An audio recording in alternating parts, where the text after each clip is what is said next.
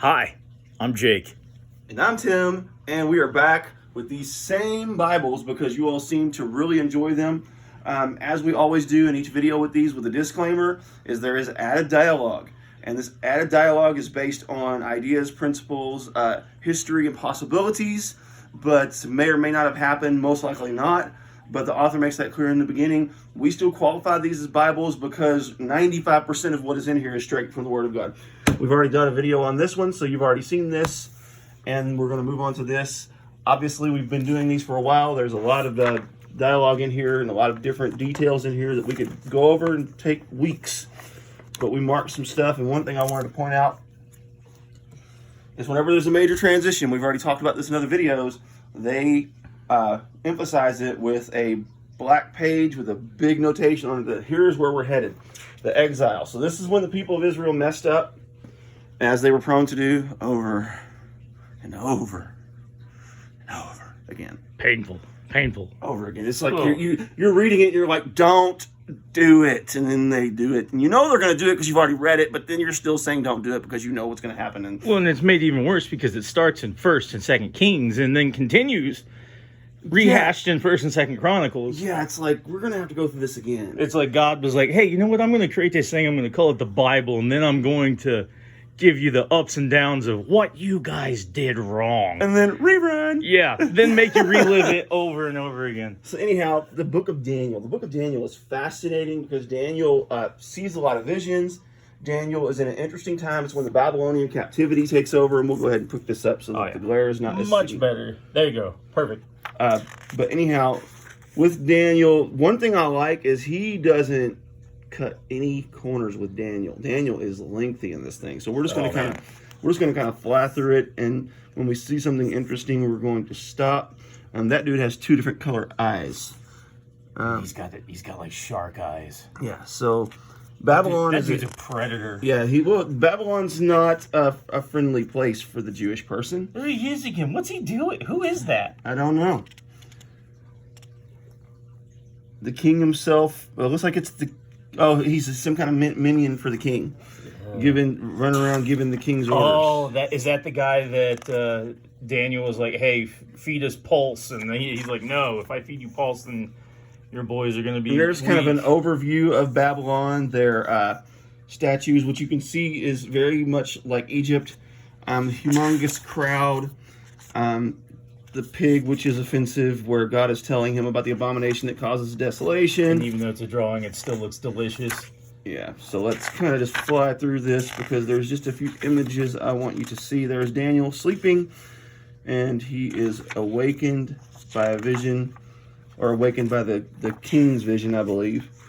And then the king gives him the vision, the dream. Okay, there's the dream with all the different sections. So they're like, wake up, Daniel. The king has had a disturbing dream, and he wants to know. And there's the head of bronze, and then the chest of silver, or the head of gold. I'm sorry. Yeah. The chest of silver, the waist of bronze, and then the feet and legs mixed with clay and steel, and each one representing a different kingdom that slowly but surely gets weaker and weaker. And starts off with him. It's like, yeah, you're the first one. Yeah. How would you like to be Daniel in that time? Yeah. So then the king's not super happy about this information, but you know, he does his thing. He's the king of Babylon. There's some battle scenes. Let's keep moving real quick because we want to get into the images that Daniel saw. That's pretty cool. Man, the detail. Yeah, that's one thing you're going to realize as you go through these books. Belly button. Oh, no. Yep. Oh, no. PG-13. Okay, there is the big statue that he tells the dudes to worship, and they refuse to do it. The music plays. Everyone bows, but those 3 guys, where the heck is Daniel? Oh, look at those things. What kind of horns are those? I don't know, but they obviously make woo sound. Woo.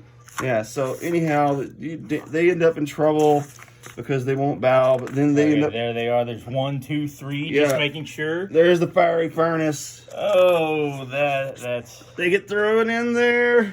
Wow. Yeah, it's some serious heat. Yeah. And there's 4 guys in the fire. Wait a minute. Didn't I only throw 3 in the fire? Okay, what's this 4th doing? He looks like the son of some god. Uh-oh. There's a dude that got too close and then perished. Ah! Ouch! That's pretty crazy. So the book of Daniel is just loaded with cool imagery.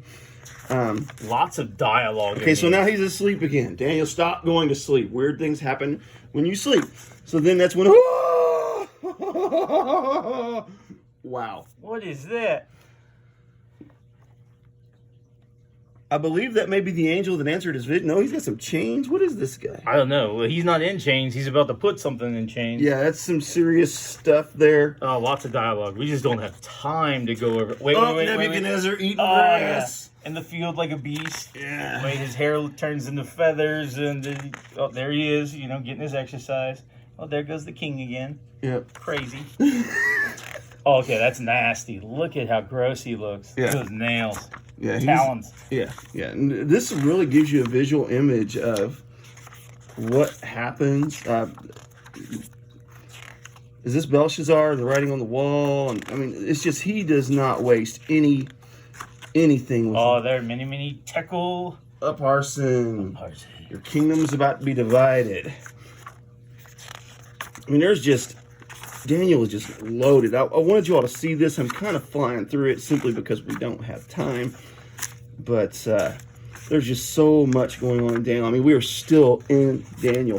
And then this is something I wanted you to see. In the lion's den. Daniel in the lion's den. Man, look at those things. Yeah, they're about to eat him up. But no, the lions aren't hungry all of a sudden. King wakes up and he's taking a peek. Oh, no, he's not peeking there. Maybe he is. Woo! And then he throws the other guys in there, and the lions suddenly get hungry. Yeah. And then here is some imagery of the visions that Daniel saw. Four-headed beast. This is really what I wanted you to see. It took us a minute to get here, but look at the images that Daniel sees: the beasts and there's the figures in heaven that he saw. The ram. Yeah. That breaks the horn. It's just these prophetic books. This guy that put this together simply just did not disappoint in any area. Wait, I saw an allusion to Jesus on the page previous. Oh, probably the Ancient of Days. Yeah. Look at that. Yeah. Nails. Oh, yeah. Right in the hand. Oh. So the prophecies, that's just incredible what he does with the prophecies. Now, are we there's so much going on here. Yeah, you're still in Daniel. So right. You can tell where you are a lot of times, as you can see right there. Right. It tells you exactly where you are at. So if you want to cross-reference this with the actual Bible, it's available. There was something I'm specifically looking for, but we're already out of Daniel. So let's go ahead and go to the prophets. And when you want to see a prophet acting and seeing weird things, where do you go? You go straight to Ezekiel. Oh yeah, let's get weird. And Ezekiel here sees visions of heaven. He sees the smoke rolling in, and he sees the fire and whatever these things are that have those different heads. Some people believe they're cherubim. I don't know, and this looks like maybe some sort of galaxies above. It's just kind of giving you some insight or idea of what heaven is like. The visions of these things are intense, and every time they turn their head, they turn into something different. There's the eagle, the lion, the ox. It's wild. And the throne. Okay, is that... Oh, God's face is covered? Yes, that's neat. It's just intense. The attention that they put to actual biblical detail. Wait, are they throwing their children to the fire? Yes. Moloch. Yeah. The great abortionist. Oh, that's another story. Yeah. For another day. And then that's those little things. This is the Valley of Dry Bones. Oh, now this is cool. Look at that. Yeah. So you can tell exactly what you're looking at here. Yes. It's just... Ezekiel is just an intense book, and of course we're already out of Ezekiel into Hosea, so he doesn't give the detail to Ezekiel that he does to Daniel. So obviously, Daniel is a story you really enjoy, and yeah, we enjoyed your enjoyment of. Now look, this is phenomenal. Wait a second. Yeah, I don't remember that in the Bible. The intertestamental period. And this is basically telling you the story of what happened in the 400 years of silence, where Alexander the Great took over. I wonder if they tell the story of his journey to the temple and got God giving him a dream. Never mind that man behind the curtain. But anyhow, we don't have time to dive into this part, but it's just basically the 400 years of silence leading up into Jesus. And then this is a really cool thing about it. Some extra artwork. So I think that this type of artwork is in the back of each of the... Yes, but this is unique to this one. Ooh, really? So it goes into a little bit of apologetics mode. Okay, that is definitely a whale because it's 100% Jonah and the whale, right? Well, we don't know. It was a large fish, and it's not unrealistic that it would be a whale. But anyway, he uses an article on the facts about how a person could be swallowed by a fish or a whale, and gives the possibilities of how that could have really happened. And then, of course, some ads about some of his other material. Oh, we definitely want to get our hands on those. Yeah, and you can actually download the app and purchase them. Oh, no, that's cool. Yeah, I actually downloaded the app. I haven't purchased anything yet, but I just wanted to see how it kind of functioned. And then you have the end of this. And one quick thing that I want to do is go back to volume 1, which we covered last time, or time before last, depending on what order you view the videos in. Going back to the book of Revelation, you know how he adds the intertestamental period here? Well, he also adds the legends of the martyrs of the apostles, like Peter, the apostle, was crucified upside down. Oh, yeah.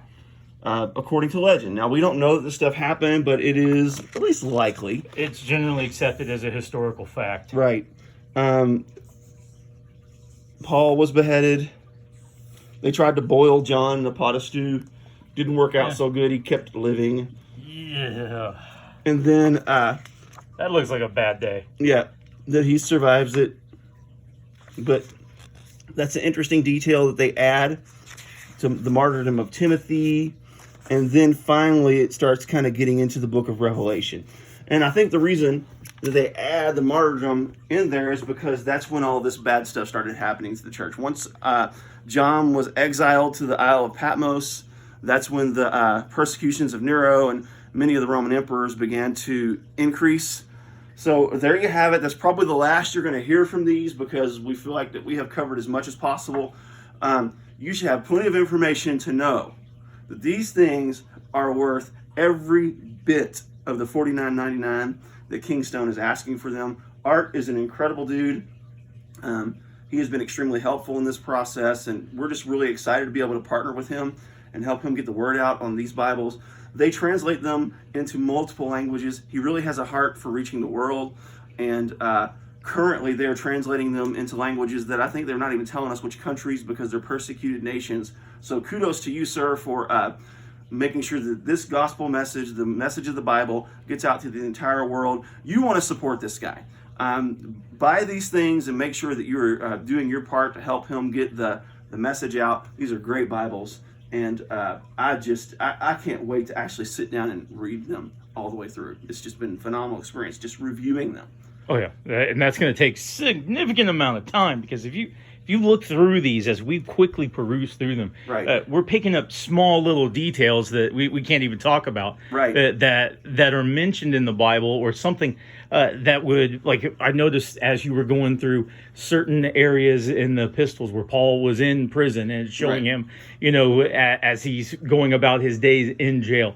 I mean, the realism and the small, minute details that they put into it. Right. I mean, just like even the bucket. Right. That was one thing we noticed in every single prison the poop bucket. picture. There's a poop bucket. Right. While that's, moderately vulgar, it's the truth. It is the truth. And when you're looking at something like this that is painting visual pictures, you want it to be as detailed as possible. The thing is, I feel like there is nothing like this that exists anywhere else. Right. We have the Action Bible, and yes. the Action Bible is phenomenal. Yes, it is. It was the next level from all the previous comic book Bibles.